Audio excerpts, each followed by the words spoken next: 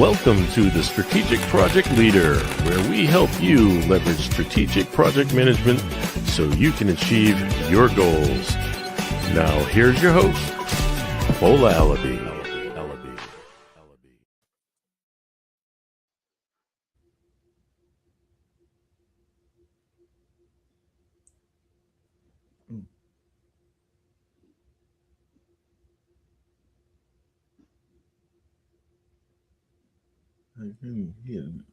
I can't hear either. I can't hear it.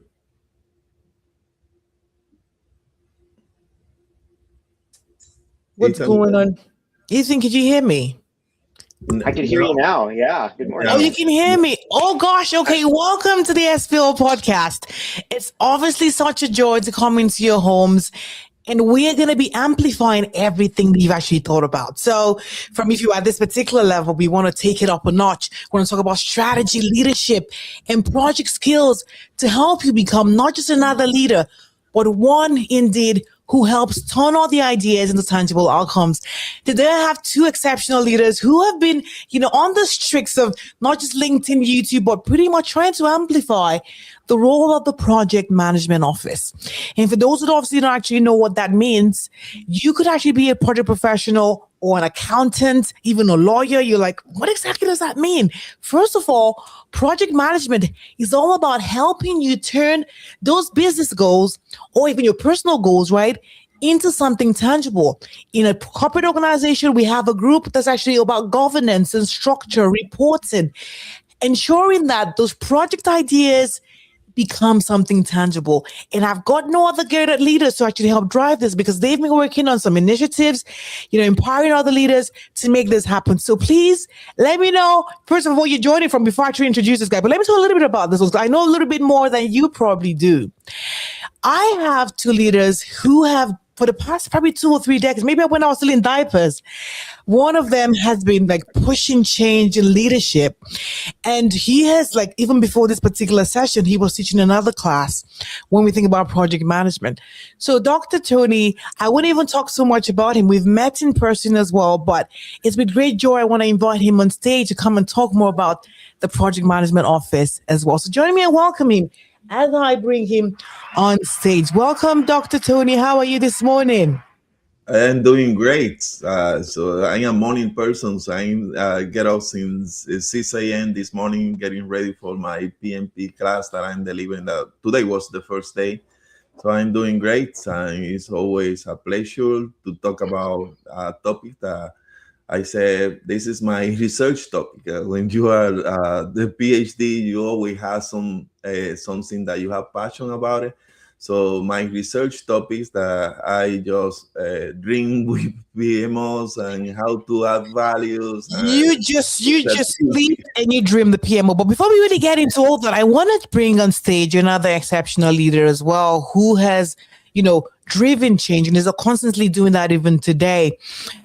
Ethan is one we've had several conversations. I can't wait to meet him in person. Anyway, he hasn't invited me yet, so that's probably another thing. But, he's actually a senior leader. As well as I see the passion that he has when it comes to driving value as well. Please help me welcome Ethan as well. Ethan, how are you doing this morning?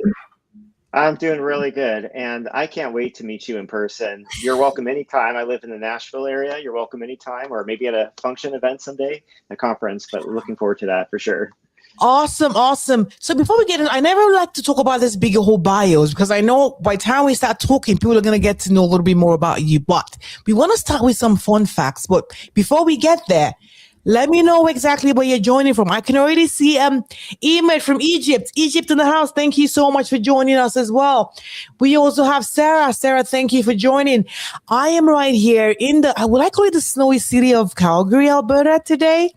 There's still snow on the driveway, but the heat from this podcast, I always say, is definitely going to melt my driveway. So we're going to bring the heat in. So let me know, Ethan, where you're joining us from and give us a bit of a fun fact about you. Joining from Nashville, Tennessee, United States of America. It's not snowy here. It's nice and warm. So come on down, Paula, if you want a little more of that. See, fun fact for me, is you might be able to tell from the guitar behind me. I'm a musical person. I've been playing the piano, classically trained since I was 5. I absolutely love it. I hear things on the radio or whatever, and then I go and want to play it on the piano. And I just started taking up guitar over the last year or so. Real excited about music. It just brings so much joy to my life. Oh my goodness, that's music to my ears. Just the same project management, does all of that. So when the music comes in, it just makes it become a symphony, right? Exactly. Awesome, that's great. Dr. Tony, tell us some fun facts. Where are you joining us from today? And something fun about that's not project related. Nice. Yeah, I'm joining from the happiest place in the planet, Orlando, Florida, USA. I love Yeah. it. With Disney and all the fun rides, it's definitely a fun place. I know my kids and family were there last Christmas and they loved every moment of it. So yes, a fun fact. Yes. A fun fact, besides project management, PMO, and all of those things, I'm a golfer. So that's how if I know studying, teaching, so I'm playing golf. Okay. So if you want to get Dr. Tony, get him on the golf course. So he owes me some golfing lessons as well. We're going to go goalie and kick some balls. That's awesome. That's great. So you've actually heard all that. Today we're going to be diving into something really great and we want to make it fun. We want to bring some music into it. But for people who are actually joining, you'll be wondering like, I'm probably like stuck, or you're a PM wondering what next, or a PMO leader wondering how exactly can I be set up for success? That's the main thing. There's kind of like 3 tiers here where you come in to say, I can deliver at a basic level. That's fine. But we are not average on this particular podcast, right? We create the exceptional leaders who are actually supercharged, who are become strategic drivers. We want to create strategic engines where we can accelerate value for organizations, because if not, why are we in business? Oh, yes, let's just welcome some more people. I can see Louis just joining us as well. Thanks we have Memphis in the house. So many United States people joining us, I probably need to do this next in the US, maybe. But yeah, it's project management and the PMO. So when we think about it at the basic level, Dr. Tony, if I start with you, what would you even say is the basic ingredient every PMO leader needs to have at the foundational level, the minimum to start with? I would say you need to be a master of relationship. Master of relationship, that's the people side. Is the people side. Yeah, so you need to know how to develop relationship. Okay, so I think I'm going to, before I say, Ethan, what were your thoughts on that? Do you think relationship is anything that kind of pairs with relationship as well to ensure that they're actually successful at the foundational level? Because we're going to be building this up, right?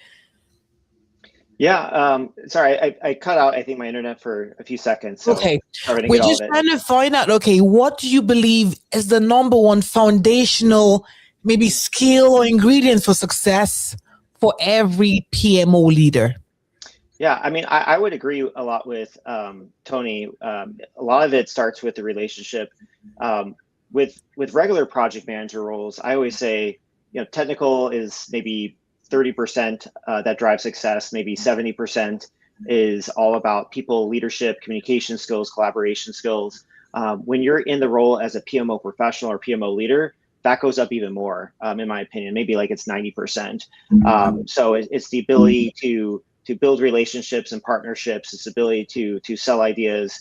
It's the ability to think strategically, because you're not just thinking about individual projects. You're thinking about setting up a whole system for success and driving value. Mm-hmm. I think you've hit like so many things. We're going to peel that backwards a little bit. Foundation, the relationship is actually key, but obviously having the technical competence to actually layer on that to ensure that we deliver that actual change that is needed is also critical as well. From your experience, you've done this successfully, right? Been able to move up the ranks and do that within your organization. I have found people who have been great at building relationships, right? They know, how to do the coffees outside of work. You know what I mean? They know how to do all that. But still they come back and they tell me like, Fola, right? I've just been like a project manager or maybe a PMO leader, and I seem to have hit a ceiling, right? There's nowhere else to go. What's actually then missing, Dr. Tony? What's missing there? Is it because I've got some ideas about it, just one like preempted. We know that there's almost like this glass ceiling currently that exists. What are these things and how can we really break it?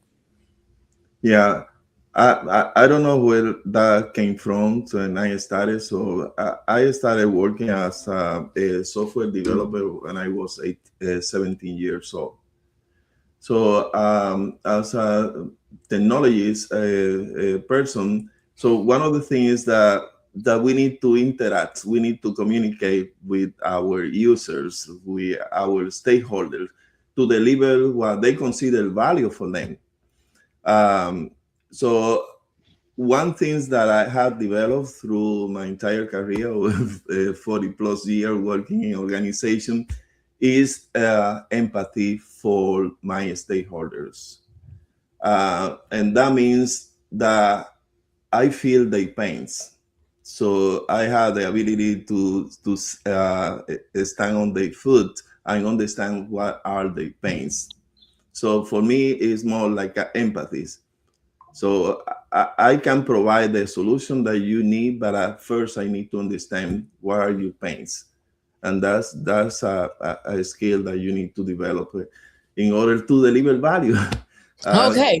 So that's how I learned, and we do that in IT because IT is our service provider. But first, I need to understand what are your pains to develop the solution that you're looking for. So the same in PMO. So is for me it most empathy for and care about them. What are their pains? So I want to help you. I want to be part of your success. I want to make you successful. So that's my mindset. Okay, that's the mindset. So pretty much what I can actually hear is, as an individual, be you a project manager, be you a technical specialist, you always need to start with the customer in mind. Think about the customer journey. You think about the fact that there is an actual problem, but you want to walk through that, understand the pain points or whatever it is you're actually building. Is definitely clearly one that turns that problem into a tangible solution. You don't want to do it in isolation. You want to get their feedback. Dr. Tony has spoken about empathy. So when we think about empathy, not in the general context, but in the context of almost like putting yourself in the shoes of the other person. So we want to do an IT upgrade, an overall system. How does it affect the end user? Does that change the way they work? Does that actually, reframe the way they structure their deliverables on a day-to-day basis? What tools do they need? What are the support? What trainings? So having that in mind and going through that customer journey, you can build a solution that lasts. So we can take that same idea to create a solution. What are their pains? Thank you so much, Robert Snyder. What keeps them up at night? Because I think we want to get there, because a lot of the times, like, I'm going to call you Dr. Ethan soon because now we have Dr. Tony. So why not? Because a lot of the PMOs have always been positioned as like control and reporting kind of thing. It's just like there's something fundamentally broken. There's nothing wrong with reporting, right? I had been an analyst. I've supported PMOs who had to do reporting and governance and those stuff. But I know there's so much more that they can actually be. What exactly is that identity problem and how can we fix it?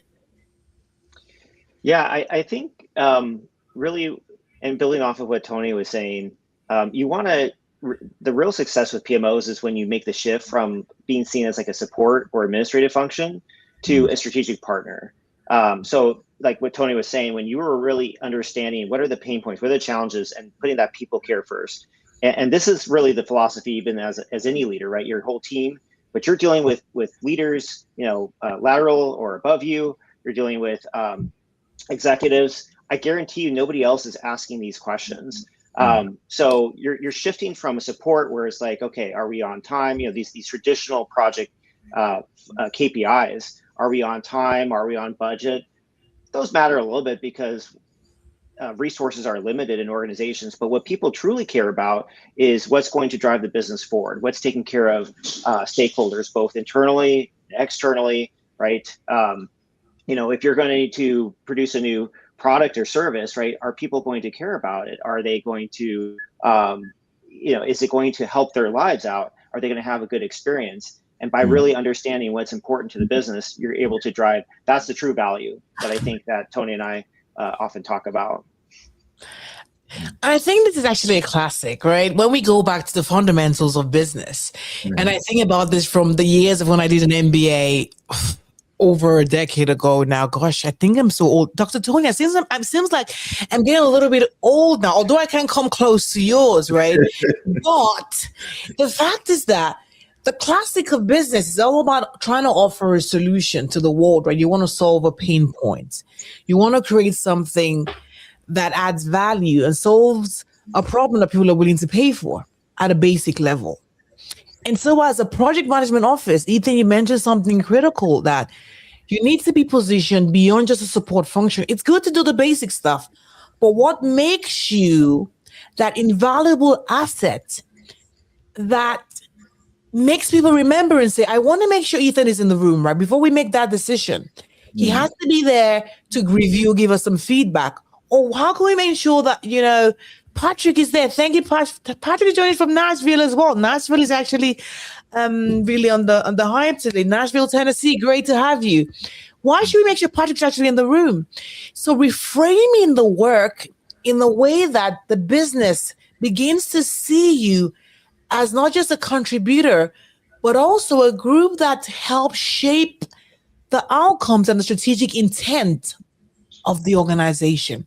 I think that let's hold that thought for a moment, because now we want to see them as strategic engines. So, Dr. Tony, you started off with empathy, building relationships. What would you then say? We then push it up a notch. Now, Ethan has said you go beyond just a support function, but where do they start? Like, how do they get through all of this, like this whole fanciness, and really become that strategic partner that the organization actually needs? Yeah, so one thing I always say to the people that are going through the PMP or PMO certification, the thing is that I consider that we get too much distracted on the technical aspect of the things. But you always need to look the reason why you're there, that the universe put you in that particular position. How you gonna help people? So from technology standpoint, during COVID, I was a director for the Latin America region in that company. So we were offering a technological solution, digital solution for our customers, so mainly bankings. When we're developing a solution, we always thinking, how are we going to help the citizen of that particular country that we're asking for the service? It's not just like we doing coding or doing configuration for a particular service. So how are we going to help those people?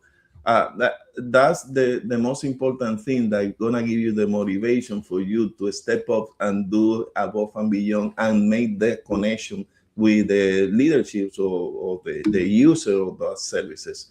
But it's like you understand the value of what are you delivering. It's not just delivering something for the sake of that. I implemented the system, so I deliver the solution. It's going more, thinking more about the outcome. What is the real impact of what you are doing, what you are contributing?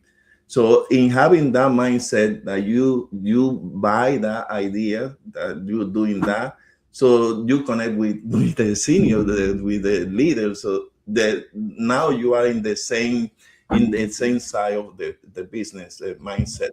So that's that I say that connection comes naturally when you really care about what you're doing. What is the outcome that you are delivering?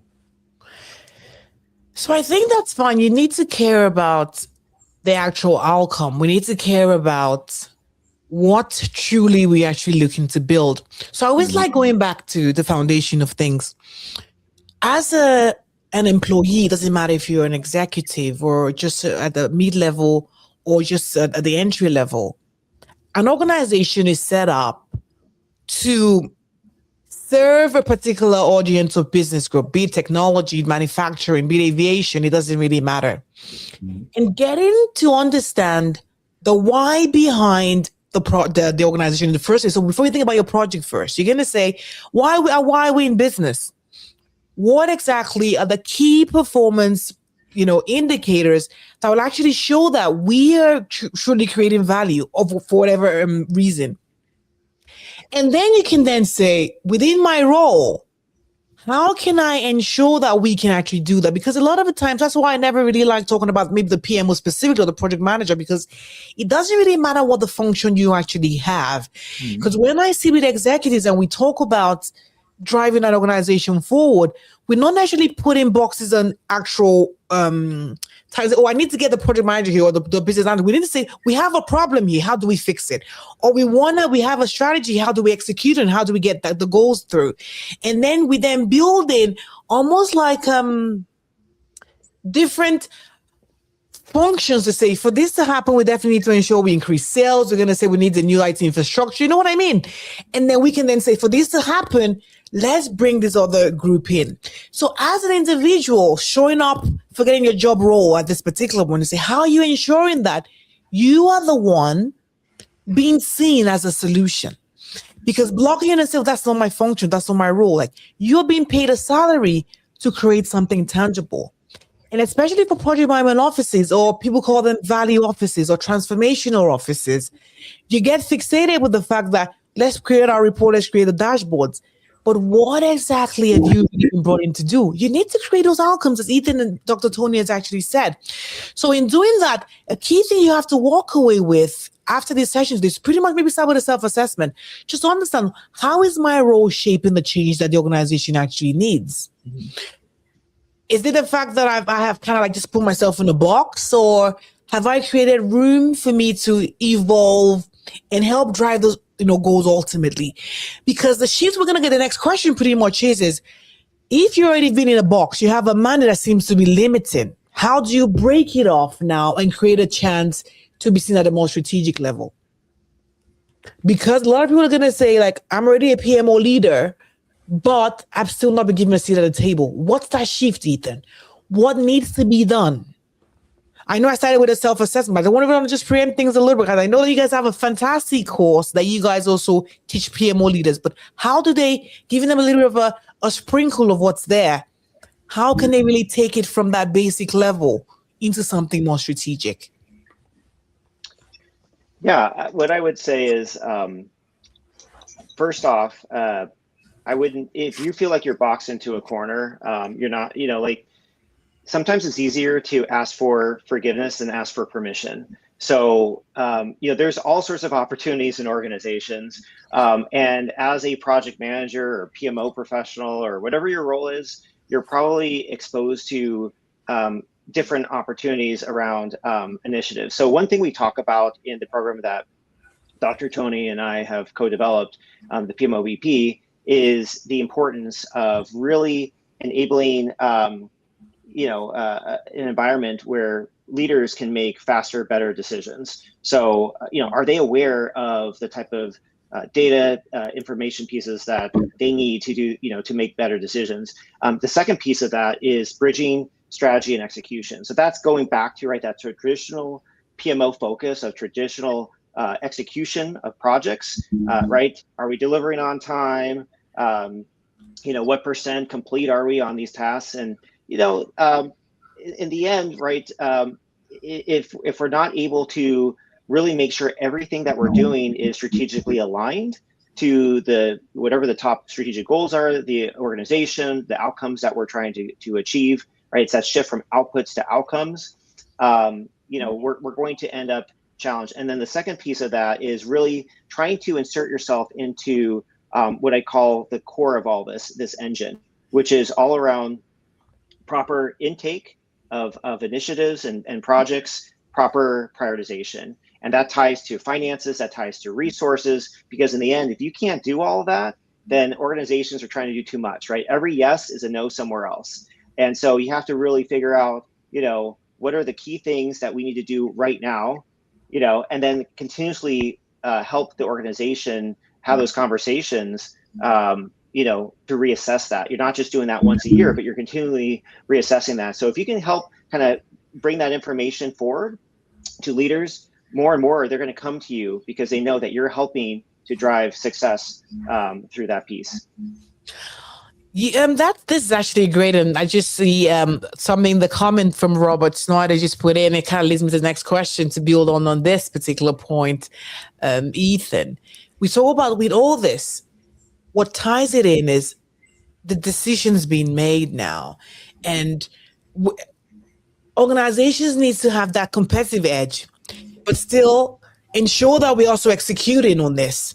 How does decision velocity actually influence strategy execution? Because you just mentioned strategy, and the execution piece that has to come together. How can we make better decisions? But how can we do that? And how can the PMO help simplify and also accelerate that? What are your thoughts on that before we get the spotlight to Dr. Tony? Because he's waiting to just, unpack all this.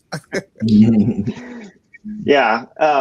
So first off, I think you need to be careful when you think about, trying to balance with, you have certain governance that you put forth, and governance can be a very sticky word, by the way, in some organizations. I like to think of it more as accountability or transparency or other terms that help. It's basically a system that helps us enable that value-driven or value drivers. But and also to be flexible. You different initiatives, different goals, different things, they require different types of that governance, if you're going to call it that. So you want to shift the PMO into being a decision accelerator, where again you're equipping leaders with data-driven insights, helping them understand where are the trade-offs. If we do this, what can't we do, and helping to enable that momentum. If you have something that's too rigid, then you're going to slow things down. Sure, people are going to look at the PMO and not want to use your services. So I always ask myself, what kind of friction, like what we're trying to do, what different processes we're following, or things, solutions we're trying to do. What kind of friction are we creating, and how can we remove as much of that as possible? So we really focus on driving that value and creating good business relationships. Awesome. I think that's actually great. And I want to get to Dr. Tony. Decisions.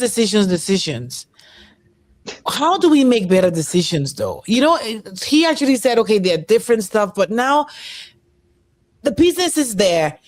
The PMO, they are there. And at times, PMOs have to be cut off. Is that the word you call them? Or disbanded a lot of the times. Is it a factor of they're not being visible enough, or is it a factor of they're not playing the golf enough of the track? So the Dr. Tony is actually a reality, because I have been part of PMOs that have been disbanded, right? I have had to reinvent part of my own office. I've had to reinvent a different word to call it to actually position for value. But this is a major thing that's really people are experiencing. They're wondering, is my PMO really going to be there in the next year or 2 years from now? Mm-hmm. Decisions actually being made. What should the PMO be doing today? What decisions should they be making now to solidify their positions for the future? Mm-hmm. Yeah, so I'm going to say something before. So what the PMO are doing today is that they're supposed to be doing. Because I had a conversation the other day with a PMO, GA, Latin. So I was checking the definition of the PMO by the PMO practice guide. Most of the PMOs are doing what the definition says that we're doing, establishing governance, establishing processes, and focusing on project management activities. Mm-hmm. But then when I was reading that definition again, so I was thinking, but that's not I had another conversation for the PMO Global Summit about that I call a framework that I'm developing, the PMO values architecture. But I said the organization, they don't need that. So the PMO is an inflection point. So because we are doing things that our customers, they don't need that product.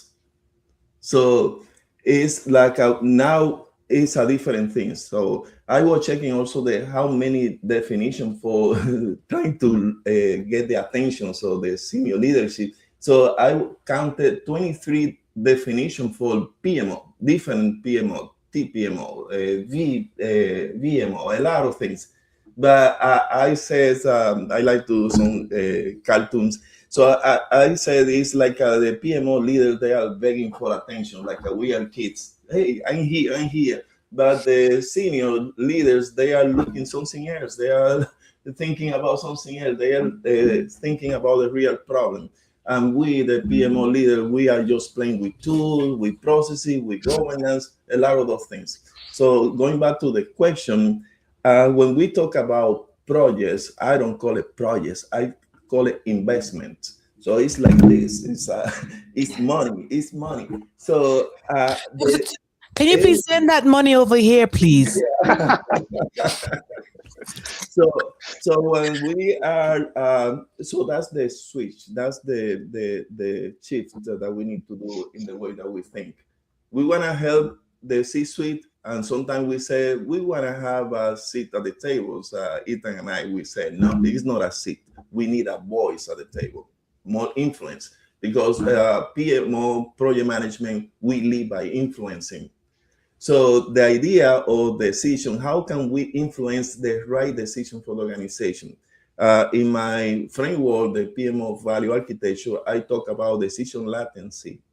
So if we have speed up the decision, but with quality, so we're gonna have better portfolio. So decisions about what we need to remove from the portfolio because they are low value initiative in the portfolio. But what we do as not saying everyone here, but most of the people, what we do is, okay, somebody, so in that case, we acting as a note taker because somebody decide what we're gonna do, we're gonna go in that direction. And we have these initiatives and we have X numbers of programs and projects. And what we do, probably the strategy was wrong, but how many of you question the strategy? So you, as a PMO leader, you also need to be in the position to question the strategy. So no, we should be going in this direction. That strategy is wrong. Because if I support the strategy, if the strategy is wrong, so what is the outcome?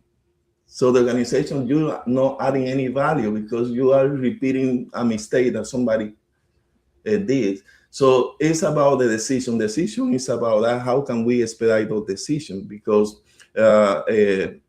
delayed decisions will also delay all the outcomes. Are we going to go to the market faster? Are we going to reach that particular resource? But everything is around decision. But that requires a lot of commitment. I'm coming from the IT that basically is a 24/7, 360-day job because you are on call. And that's the same for a PMO leader. So I wrote an article that I said, hey, PMO leader, watch out what you ask for. Are you asking for a seat at the table? Do you know what that entails? So do you have all the preparation to be sitting at the table? If you sit at the table, what are you going to do? Are you going to just listen or are you going to contribute? But I want to even challenge that even further because, you just spoke about being the voice at the table or being the seat at the table. I believe that they should almost become the table. And what I mean by that is at the end of it, as you said, having a voice there, I believe they already have a voice, although it might actually have been trickled down because somehow the work that they talk about, gets spoken maybe like the vice president said, we have these projects, whatever. But if you don't become part of, to your point, to question the strategy, to say, is this exactly what we should be focusing on? So you need to be that table itself to say, no, we cannot do this. If we want to get into new markets, we need to actually divest maybe our investment that we have put in Latin America or in the US or whatever that looks like. Being able to question the ideologies behind stuff. And that's why I say it goes beyond just being seen as a PMO, but just to your point as well, to be seen as the one who really drives the value overall. getting the competence that is actually needed, understanding the business, understanding the finances as well, because this is really not for everyone as well. That's a good disclaimer. This is actually for the people who know that they are ready to move up to that C-suite level and create change that's actually going to be permanent, change that actually sticks. And so for us to be able to truly shape, we cannot just be the voice. You be a voice. When I think about that, okay, who actually really listens? But when you actually have skin in the game, where you say, guess what? I'm also a partner in this, right? We're investing 500 million in the next quarter, right? And even if it obviously goes wrong, my team is also responsible for the delivery of it. So we need to come together and talk. We need to stop. That's why I believe project management as a whole, as a discipline, has to just shift from just execution to connecting strategy and execution together as one. And that's the point of my own doctorate research, right? I want project professionals to co-create strategy. That's what I'm exploring. How can we co-create strategy? And what does that mean? Does that mean a shifting from a competence standpoint? Does that mean a cognitive piece that executives need to have? What needs to change? But for anything to become permanent, for anything to create something that's tangible, you need to have skin in the game. And the people who are at the table need to understand why they need to listen. So it also means that leaders need to improve and increase their competencies, right? They need to build their relationships. They need to understand the business, what truly matters, what keeps the executives up at night. You then become a part of that. So what's that keeping you up at night as well? So when you are in these conversations, you're no longer just coming in to say, I just want to just add a little bit of like my take on this. No, you're going to say, no, we are in this together. We need to work together to not just shape strategy or shape execution, but we want to build this thing together so that when things fall apart, we all fail together. When we succeed together. So I think that's a challenge we all need to where we need to get it. And it's going to take time. But we are on the right path to start positioning leaders with the companies. I know you guys do some trainings and stuff, but how can they start building? So when they sit and have a conversation with an executive, they really understand why they are there, what should be happening, and what the next step should actually be. What's your take on that, Ethan? Because I think I've just stabbed the apple cart a little bit. Well, what you did it just brilliant here the last couple of minutes. The kind of conversations you need to have with your business leaders or your business colleagues. This goes back to what Tony and I talked about earlier today, which is it's all about how you're able to relate to people, relationship skills, collaboration, right? Everything you mentioned there over the last minute, none of it was really technical, okay? But it's critical. And the way I look at it, it's all about, we haven't really talked about much, but change management at the PMO level. Or at the strategy execution level, right? You have to put together a plan around that. So, it starts with things like those initial relationships, asking what are your pain points? Because nobody else is doing that. So what Dr. Tony talked about, but it's really understanding, finding a way to have those conversations with key people that are part of that strategy execution framework, right? The finance people, the IT people, operations, right? And if you don't have, quote, that seat at the table, I agree with you, Fola, as far as you have to kind of create that. You have to find a way to be in that driver's seat. So in the organizations that I've worked for, especially when I have been building brand new PMOs or enterprise PMOs or whatever you call them, strategic realization offices, one of the things, of course, they didn't have was an executive steering committee or enterprise steering committee. Well, that is naturally led by the PMO leader. So you're going to be in that driver's seat. So you may not be at the, chief officer leadership team meeting or whatever. Maybe you're not invited to that. That's another topic, right? Yeah. You and I talk about that, like really organizations, like smart ones, they are creating those positions. So chief project officer, chief transformation officer, or whatever. But short of having that, right, I think, being able to, again, have that people skill to be able to sell the ideas of what's in it for them. Why does this make sense to have a forum where we can talk about these trade-offs, these different, decisions around different investments, as Dr. Tony calls them, different initiatives and ideas, right?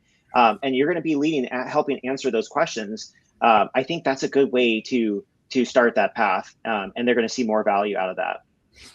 100%, because just putting a bow on all that. I know I just saw a comment, someone saying that we need to learn more about the PMO. Yes, for those who are just joining us, we've been talking about how to position your PMO as a strategic engine to accelerate value. And the PMO has become not just another reporting function, but one that we want to get them to become the voice, the catalyst that helps ensure that strategy is actually shaped accurately and we can actually execute and create the outcome that the organization actually wants. That's what we're here for. And if it means adapting a little bit, evolving, changing our skill sets, becoming, someone told me the other day, I was just talking to a professor, who's like, I've become like a marketer now. It's about marketing. I need to go market the value that I actually bring. Yes. All of this and more are the people skills that we already need to have. Because once you have your PMO certification or your PMP certification, you have a good foundation to start with, right? It's now about the relationships. It's now about understanding the dynamics, the political side. I know Dr. Tony had one talk he was going to be doing on like the political intelligence, how to navigate the organization, understanding the systems and the power play. That's another piece as well, so that we can have a final voice and a final seat at the table. Goodness, where has time gone? Let us have your questions. We're going to put Dr. Tony and Ethan on the hot seat shortly, but we want to try and get through as much meat as well. But let's...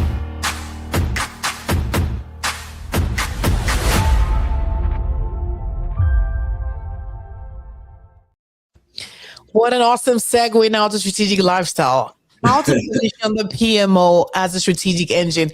I believe that any form of change that needs to happen starts with the leader personally. We have already alluded to the fact that a lot of this, what we call it, like the personal, the power skill, the soft skill, whatever you want to call it, those skill sets that are not truly technical in nature. As when we kind of introspect on a personal level, how can we build ourselves up as leaders outside of the workplace so we can show up professionally and become that change, become more strategic overall? Dr. Tony, what are your thoughts on this? That personal transformation is actually needed. Yeah, so one of the master classes that we have in our program is something simple. A lot of people will think, so what is that? So EP, executive presence. That's one of the key differentiators in the program, because in order to be sitting at the table, so you need to behave, you need to have the mindset of executives. So executive presence is an entire science. So you will find a lot of books about executive presence, and any C-suite or senior leaders, they have executive presence. And executive presence is not how beautiful you speak. It's that everybody, when you walk in the room, everybody say and look and see. So wow, that means the confidence, that you, the understanding, all the scenarios, the business, anything that you're going to communicate. So executive presence is important, and you need to develop that in order to have a seat at the table and to talk the language of strategies. So that's an important thing to develop. I think that's we kind of downplay that a lot, but I think it all encapsulates into intelligence, because you want to be intelligent enough to ask the right questions. You want to show up in a space knowing that you understand you have the onions to not just talk stuff, but to make things happen. And so it comes with, the different levels to it, as you said, the communication, the relationships, the technical know-how. Why should people even listen to you in the first place? You have the facts. Even how we manage risk is another key thing that seems so basic. Just the power of options. I teach this and I tell people a lot about this, that when you come into spaces, you may not have all the answers, but you need to come up with options. Quantifying what those options are ensuring that the business understands what the impact of choosing one against the other. So when people think about it, they think, oh my goodness, we need to get Dr. Tony there, because when he comes in, there is clarity. When Ethan is there, there's clarity. When Robert is there, there's clarity. That's where you want to sit. And this takes training. This doesn't just come naturally. You arm yourself with the information, you know what the pain points are. Boy, you always have options so executives can actually make the right decisions as well. Ethan's actually noted. Do you want to say something about that? Is this something that kind of came to mind, like a light bulb moment? What did you think? Well, I definitely resonate with that. Something I often talk about is, PMOs. If you're one of the best ways to provide value, you're not traditionally going to be making a whole bunch of decisions. But, like you said, you come to the table with, I like coming with 2-3 options. You're as with that executive presence, you have the right business acumen to relate to the things that the executive leaders care about, strategic goals or financials, ROI, NPV, different operational drivers of value. And like you said, you're telling that story. That's the other thing, being able to tell the story of here's where we are, here's where we're trying to get to, and here's some of the different options, and let them say. And I'll even add, these are 3 options I thought of. Is there anything else that you all can think of? Let's add to the table, and then we have that discussion. So you're really enabling that discussion. You're not actually really deciding, but you're helping leaders make better decisions much quicker, right? So like you don't have those business impacts that Dr. Tony was talking about that you're trying to avoid. Yeah, I think that's actually key to ensure that we are creating value, and the one that definitely sticks and the one that actually stays longer term. And it's one that, if you're obviously listening to us, you want to be clear about what the pain points are. How do I show up? How do people remember me in the room? What options am I providing? What relationships am I actually building? What technical know-how do I need? Because we don't obviously know it all. We talk about AI now, is how can I use technology to help amplify the solutions I'm actually providing? Where is the market going as well? What's that direction that you may not have even thought about? Because at the end of the day, your role, your world can actually shift completely. So you want to come with that strategic mindset, that futurist approach, so that way, whatever you're building doesn't become obsolete. Because you can be great at what you're doing now, but believe it or not, what does the PMO look like in 5 years? How are you prepared for that? Is there going to be like a new type of system architecture? Is it more about more technical pieces? Is it about a relationship? Like with AI now, we know that things are going to change. How are you prepared for that?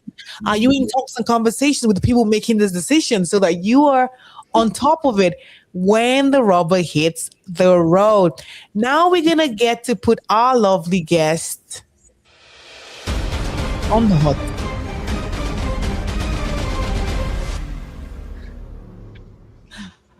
Okay, we are going to be putting our guests on the hot seat. When you've got some special, there's so much we have to cover, but we couldn't even get through all of the talks, but let's get some questions answered. So for those people who are actually watching, you have a specific question, put all your questions in the comments, and we're going to try and get through as much as we can.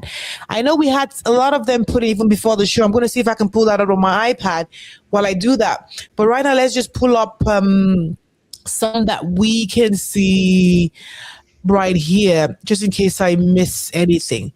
Can you guys, Dr. Tony and Ethan, can you see the comments as well as it's coming up? I want to be sure that. Oh, I do now. Okay. Okay, can you see them? Okay. I'm just trying to pull up to show that we can see questions. Okay, let's just go with one quickly. What exactly are the critical success factors for a strategic PMO? Anyone can jump in. Okay. Critical success factors for a strategic PMO. Yeah, I mean, we've talked about some of them before, right? Focusing on outputs versus outcomes, right? Being focused more on the outcomes, that strategic partner versus, being seen as a support function, and really shifting from compliance to enablement, value realization. So it's starting at the beginning. Is everything strategically aligned? You prioritizing, you're really focusing on what matters most, and measuring that, having those right strategic KPIs throughout, and not just when you go live with the project, but even afterwards. You're measuring, the impact of that. And so you can learn from that. And then, like Dr. Tony and I have been talking about as well, as far as really enabling those decision and different options to conversations as well. Dr. Tony, what would you add? Yeah, I am with you. So, in order to establish a strategic project management office, I have a workshop from PMI implementing a strategic project management office.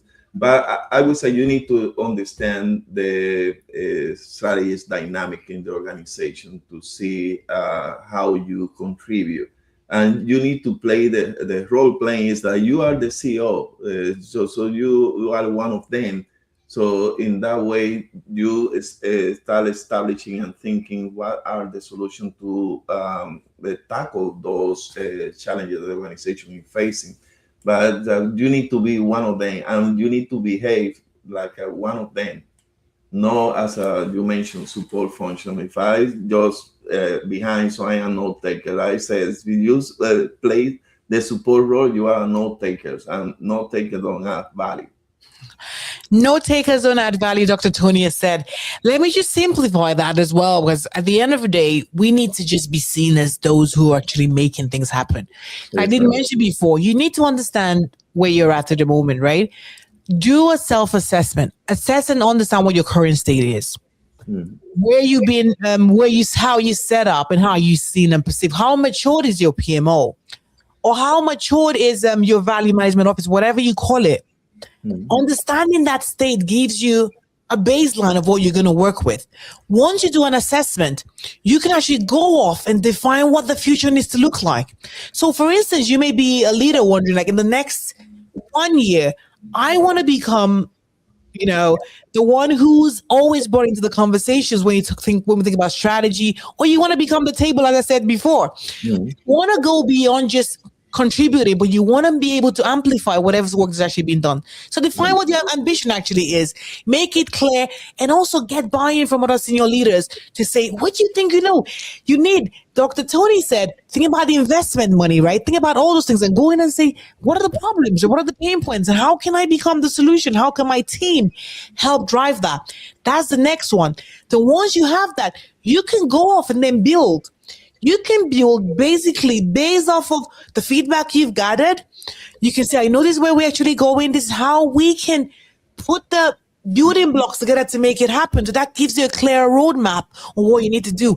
Get your team, get them trained, retrained to say, this is where we're going to be positioned as. We need to learn strategic thinking. We need to understand how to do like governance different. We need to learn how to communicate differently. What skill sets are needed, identify that. And then you can actually go off and truly implement. It's just like a basic 3 to 4 step process. I walk through that with my clients. It's not rocket science, but when you build with the clients in mind, when you get the information from them, you are able to create greater value. Period. Go off, do the self-assessment, go off, get the information from the business, go off, create like a baseline, regroup, retrade. And then I know Ethan spoke about change. Oh, I love talking about change that's thick. You want to make the business become your change agents. And so when you involve them in this process, they become evangelists to say, gosh, do you know what Ethan is building? Yeah. You want to be part of this. You bring them into all this focus group. And another thing is that make sure you have team hot tins and, from free chicken and stuff. Whatever people eat, free lunch. Bring them in and say, we want to hear from you. Get their feedback. And then they become evangelists that talking about, this is the value that we're trying to create. I'm going to be part of this. Launch and learn sessions. Break this whole thing down and you can leverage this and create something bigger and better. Okay, that's nice. Let's see. Oh, we have so much. So another question, someone put me on the spot and said, where is it? I think I saw the question before. Have it start. Before we get to that question, savvy PMOs manage perception to distinguish this. We can avoid being rigid. So let's just talk about this a little bit. This is actually a good point about flexibility. How can project professionals, especially the PMO leaders, build that adaptability quotient? Because I believe that a lot of the times people just see that prescriptive way. For the last 10 years, I have been involved and I've had to do things this particular way. You know what I mean? We don't need to change anything. What are the skills? How can we unlearn rigidity? Dr. Tony. Yeah, so we talk a lot about Robert is saying rigid governance. Something that I come up with in the framework that I'm working, the PMO value architecture, is the minimum viable governance. So we need discipline, and that's is required in the project management work. But you need to do the minimum, because when you talk about governance, everybody think about bureaucracy. Bureaucracy means slowness. So you are holding me back to achieve what we want. So we need to be careful. And the language that we use also in the space. So we are no project management professional. We are business thinker. So we need to switch the language, and the narrative that we do is about the business. That's how you're gonna get or you're gonna influence the senior leadership when you talk about the language that they speak every day. So it's a mindset. We are not experts in project management, but we are business leaders, and we need to switch our narrative, our story, and learn that that's something that we teach in our program. Elevator speech. You need to be able to tell the story in 30 seconds. Elevator speech to resonate to the executive. And you need to do that often until it become a habit. So that's my takeaway now. Yeah, Ethan, do you want to add anything to that? I think it kind of ties into this question as well that Emid has actually asked around governance and enterprise agility. It's being flexible enough to be able to respond to the market and do all that and have the right governance structure, managing the risk elements of everything there. How can we really balance that? I think for the minimum viable governance that Dr. Tony talked about, I like to have a couple different approaches. One is thinking about process guides, right? But we're really we don't need to. This doesn't need to be black and white. In other words, so out of the gate in the PMOs I lead, we'll look at different approaches for different size of projects or different types of projects. Maybe a professional services project is approached differently than an engineering type project and a development project, so to say. But also, I've been in situations where all of a sudden something urgent comes up. I mean, a good example is 5-6 years ago with the COVID pandemic that came up, and organizations had to change overnight. So they didn't have time to necessarily go through all the different processes that they normally would. Now were decisions made the right way? Or the best outcomes? In some cases, maybe not, but they had to react quickly.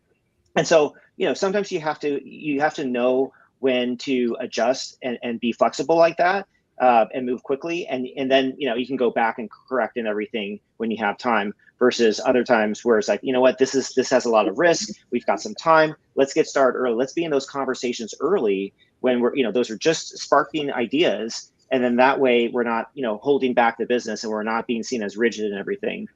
And the last piece I would add is, again, it's going back to removing friction. So involve your people, involve your leaders, involve your stakeholders, right? It's like what you talked about, Fola, a few minutes ago. You collaborate with them. You don't do this in a box, right? But ask them, like, hey, where am I going to step on some landmines here, with a business? What is it that I don't know? And then work with them to make it more simple and make it to something that's going to work, that they're going to see as value added, instead of holding them back. Absolutely. I think that's definitely spot on as well. It goes beyond just like delivery and all that, but building things around it to ensure that we are creating what definitely matters to the organization. I was just looking at that, but there's a particular question that someone asked about what do I mean by becoming the table, not just the voice on there. I think I saw that. I think I can just probably address that. So let's think about things in a particular way. Normally in business, right, we always talk about creating something and then working away. When you are an owner of something, And when you're just someone who just contributes, there's a different level of stake and skin in the game that you actually have. So what I mean by that is you want to be able to shape and own, for instance, decision-making process. Like before it's just actually been met, especially now where PMOs are not set up in a way where they can become, just going to become a C-suite leader. It doesn't exist right now in a lot of organizations. But you want to set up a decision architecture in a way where you have key frameworks, clarity trade-offs, consequence visibility, things that are in line with the business that directly impacts the bottom line, the balance sheet. And so, for instance, like when organizations need to make key decisions or when it comes to investments and your PMO is set up in a way where they are the ones who help them, implement or help them make this key decision in prioritization or in deciding what the trade-offs could actually be. You have a voice. You have to be there. When you are the ones that also help them understand the consequences of what those actions are, obviously you're going to be working on the other side of the businesses, but you become a key player. And this comes as a subtle one, but you want to start working behind the scenes. For instance, there's going to be a board meeting of some sort. As a PM, you know what's coming on. You create like an executive pack and say, guess what? We've analyzed all these investment decisions. We've thought about this. And a week before, you hand this over to like the chief strategy officer and say, have you thought about this? And the guy's going to be like, we never saw that coming. You are actually helping create an architecture where you are now seen as invaluable. So that way, you're going to be forced, it's going to get to a point you're going to say, goodness, how come Fuller isn't there? How come Ethan wasn't invited to this conversation? Because a lot of the inputs, Dr. Tony had originated in the back end. So you want to start, it's just like subtle marketing when you're doing a lot of the things that will show that you definitely are meant to be part of that room. You are meant to become a key fabric. You become the key structure on the table, not just getting to earn a seat at the table, but no, these functions become permanent. These functions are actually there permanently to help drive the change that's actually needed. And I could dive into this even deep because I have a paper that I actually wrote around this. When you positioning more as a strategic driver, so you become, the main voice, not just a contributor as well. Let's see. We have the other questions. I know they were actually on LinkedIn. I'm trying to pull them up. I know Ethan had Emer had posed a couple of questions that were there before. We've already gone past the hour. But there anything specific? Let's probably put a bow on all of this. Dr. Tony, in summary first, what do you think a key to success overall to position your PMO as strategic engines to accelerate value? What have we actually not probably touched on yet that you think is actually critical? Or what do you think the industry is not looking into yet that we should be thinking about today? Yeah, so I would say I have done that during my career. As people say, in order for you to be in the next step on the, let's say, organizational, it's like you need to perform in the next role. So if I want to be a director, so I should be performing my day-to-day to be a director.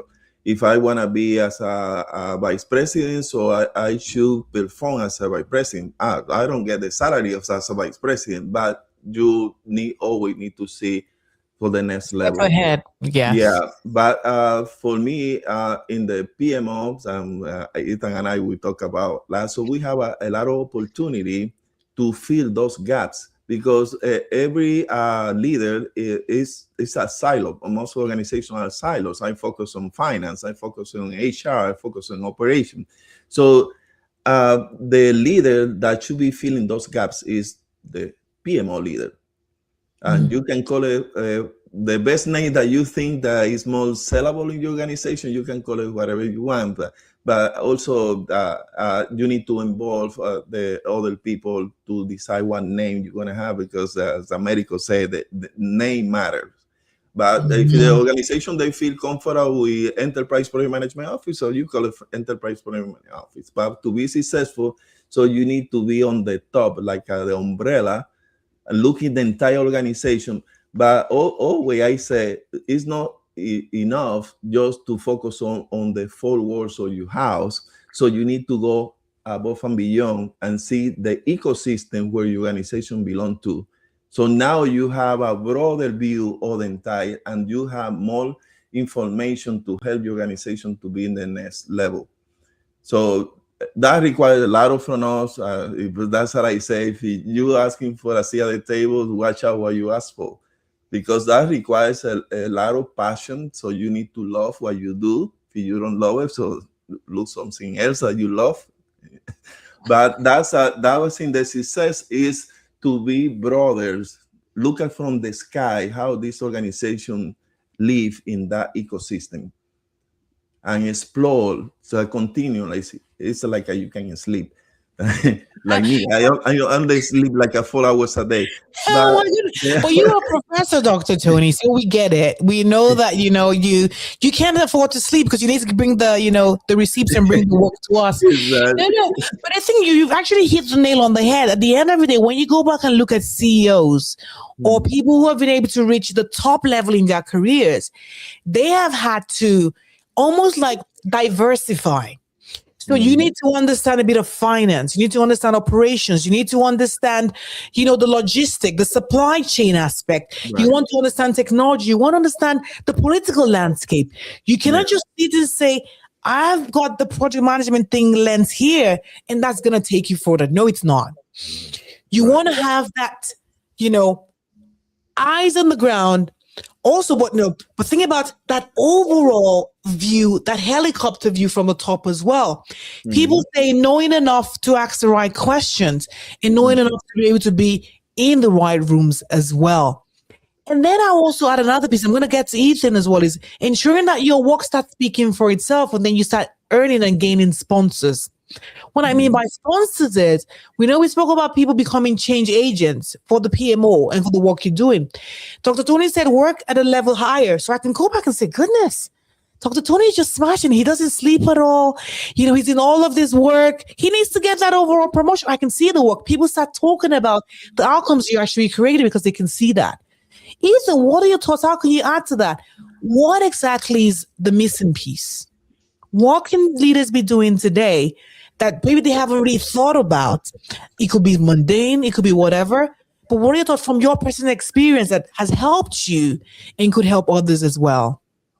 Yeah, you playing on what Dr. Tony was saying, putting yourself in a position to be like a consultant is really powerful. And in order to do that, you have to understand, and in a PMO or whatever you want to call it type role, you are in the weeds at one level, but you also have opportunities to see everything at the higher level, understanding those different business areas, but also benchmarking against other similar, industry organizations, understanding what PMOs or, value management offices, whatever you want to call it, bring to organizations. So you got to be comfortable kind of looking at things as a consultant and sharing, put your sales cap on, put your consultant cap on, and talk about that. And then you brought up a really interesting idea, Fola, which is it's all about those champions around you. You need those champions, those supporters to really drive, help drive your success, drive the PMO success and the organization. And so one of the things that has helped me out, we talk about at the project level, how do you manage stakeholders? You create a stakeholder management plan and you're understanding what's important to them and, what they care about and how supportive they are or how resistant they are and what your strategy is to help change that, move that needle. I do that at the PMO level as well. So if you're in a PMO and you're not doing that and you don't understand exactly where your stakeholders land and how supportive they are or what they're concerned about, I would highly recommend using that to put together that plan you talked about, that action plan fully you talked about a few minutes ago as well, right? And then you can figure out, okay, where are we doing this quarter? And make sure every few months you're delivering some sort of value to the organization where you're addressing the concerns of your stakeholders. 100%. Listen, I can't even believe when you have great minds in the house, we probably need a whole day to unpack this, Dr. Tony and Ethan. We've gone past the top of the hour. We don't want to take the weekend from everyone, but it's been a great pleasure, to have you, to host you. But what will be your final words for everyone who's actually listening? What exactly do you want them to take away from this, and how can people connect with you, Dr. Tony? Yeah, so what came to my mind, So you need to be a learner. Learner never stop. So I always put that's a hashtag in my posting. Never stop learning. Life change every second. So that's my best piece of advice. So you need to be awake. Learning Not mentality. awake not like awake like Dr. Tony. He only sleeps for 4 hours though. You know what I mean? Yeah, but that's what I would say. We need to be a learner. So Yes. the work change every second. So we Stay need on to have top of it. yeah. Stay on top of. How can people connect with you, Dr. Tony? Yeah, so look for Dr. Tony Prensa and LinkedIn. I think LinkedIn is my second house. I always there learning for everyone that posts something. So I'm a learner. So I learn from a lot of your posts. For Ethan also is active in LinkedIn, and all of you, Robert. I see Robert's native is there. So thank you for liking my post. But you can reach out me to LinkedIn, so I always open to learn from you and share knowledge. And great. Awesome. Thank you, Dr. Ethan. What are your final words for us today, and how can people connect with you? You're on mute. Yeah. There. Can you hear me now? Yes. Okay. Sorry, I didn't know how that happened. Yeah, learning is great. I definitely agree with that. For me, I would add it's all about the people, about serving people, helping people out. And that kind of philosophy has really helped me and many of the best leaders I've known. It doesn't matter. It could be a totally different role than PMO, but when you apply that philosophy throughout life, helping others, personal relationships, as a leader in organizations, you're going to really go far if you have that mindset. It's just putting people first and finding out, what do they need? How can you help them? How can you be, helpful in serving them as well? How can they connect with you? How can people connect with you? Same thing. I should be easy to find on LinkedIn. Like Tony, I like to learn from others and connect and, create those relationships. We all learn from each other. So we're building something great globally. So look forward to it. That's awesome. It's been such a great pleasure to come into your homes today. And if I wrap it all up, at the end of the day, it doesn't matter the position you actually hold today. You can be a PMO analyst, a project manager, a PMO director. The number one thread that connects all of us together is the value we help drive for our organization.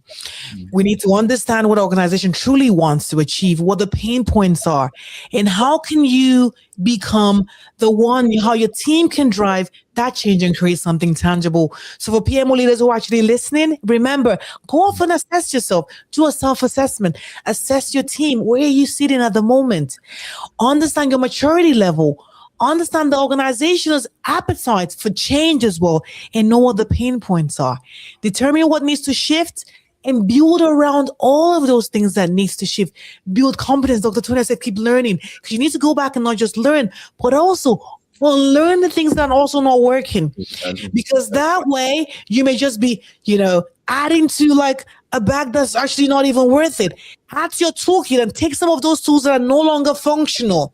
Leverage technology and build a change that definitely sticks and lasts. I want to thank everyone for joining us today. Goodness, Robert Snyder has been like an A-game. Thank you so much. You need to come back on the show. Ahmed, I want to say thank you. I can see on this other screen we had Cecily. Thank you so much for joining. It's just been such a joy to actually be here. And pretty much, Patricia, there's so many people. I'm going to be thanking you personally in the chat after this actual live session. It takes you as an individual to actually change. But the beauty about what I even got away with this is beyond the technical skills, the people side is actually great. Build relationships. Let's amplify the voices of others. So we don't just become just the voice or just in a seat at the table. We become the table as well. Same time next week, Alabi, I am going to be hosting another great show where we elevate and create leaders who are ready to what? Amplify and create change that actually sticks. I cannot wait to welcome you. 12 p.m. Eastern Standard Time. See you next week. Have a good one. Bye-bye. Thank you very much. Thank you.